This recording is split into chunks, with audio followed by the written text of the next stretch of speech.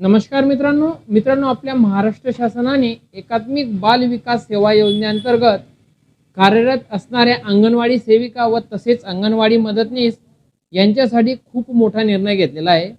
या सर्व अंगणवाडी सेविका किंवा मदतनीस असतील या सर्व कर्मचाऱ्यांना 2025-26 या आर्थिक वर्षासाठी भाऊबीज भेट म्हणून काही रक्कम मंजूर केलेली आहे आणि त्याबाबतच्या जीआरचा अभ्यास आपण आज पाहणार आहोत।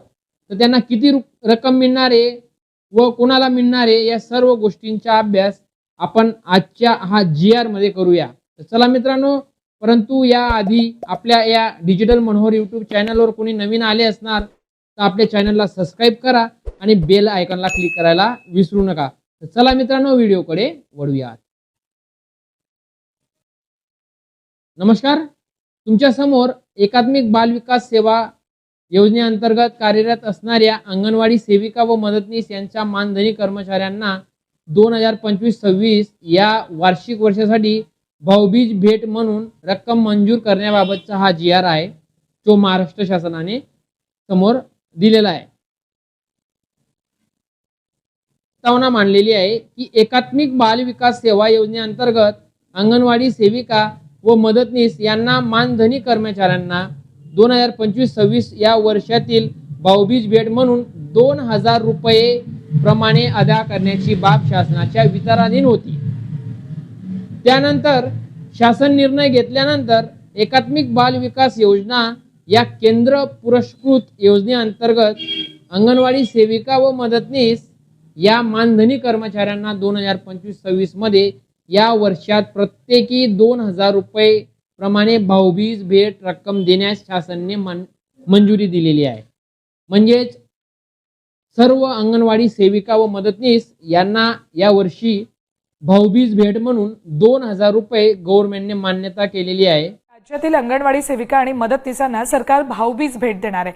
महिला आणि बालविकास विभागाने अंगणवाडी सेविका आणि मदतनीसांना दिवाळीपूर्वी प्रत्येकी 2000 रुपये देण्याचा निर्णय घेतला। त्यासाठी विभागाने 40,61,30,000चा निधी उपलब्ध करून दिलाय। याचा लाभ 1,10,000हून अधिक अंगणवाडी सेविका आणि मदतनीसांना होणार आहे।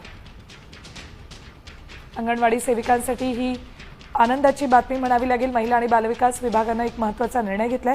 सरकार प्रत्येक मदतनीस आणि अंगणवाडी सेविकांना 2000 रुपये भाऊबीज देणार आहे।